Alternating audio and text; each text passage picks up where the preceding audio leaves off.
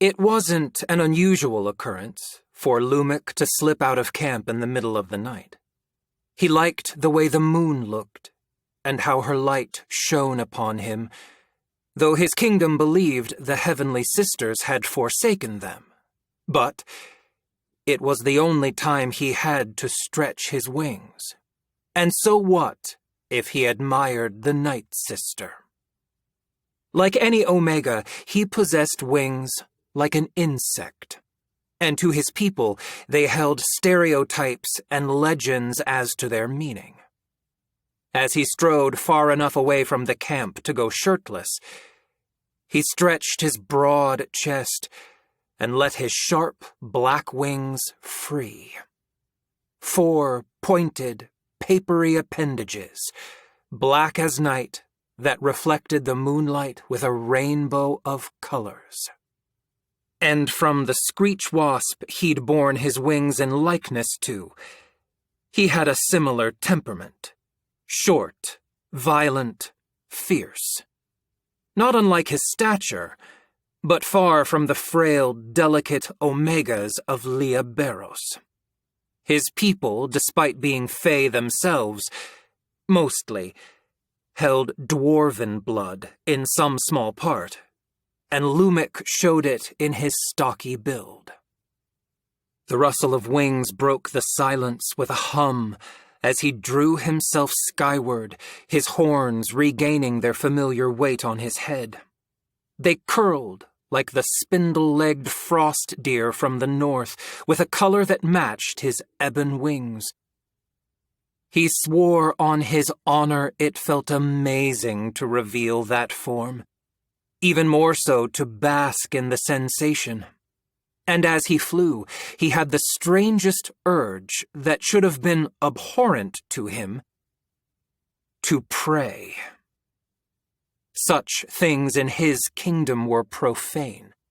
They were a godless nation, Croatens, forsaken. Worship me.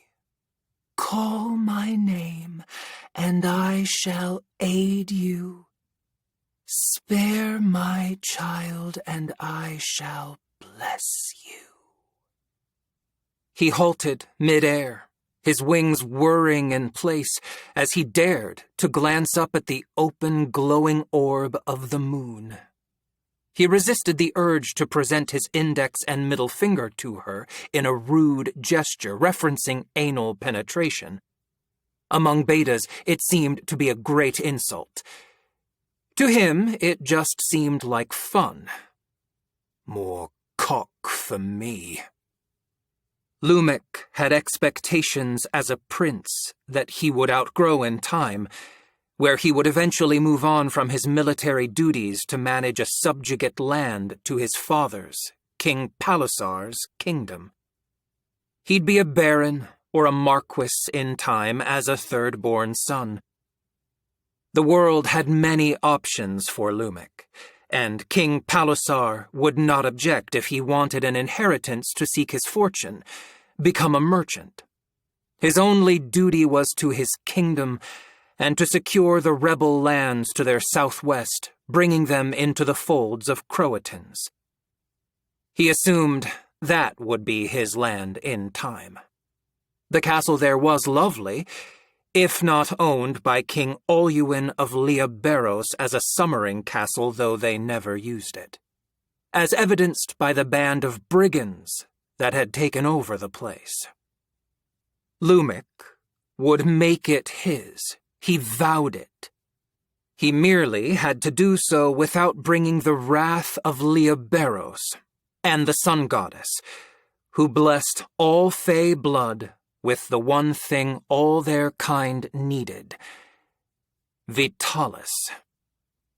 His father put him in charge of a small army of conscripted soldiers, guarded by the king's first knight, who had been his personal guard at one point in time, though he did a piss-poor job of keeping up with Lumic. The Alpha couldn't fly to save his life and had a drinking problem that made it far too easy for the prince to go on his late-night dalliances.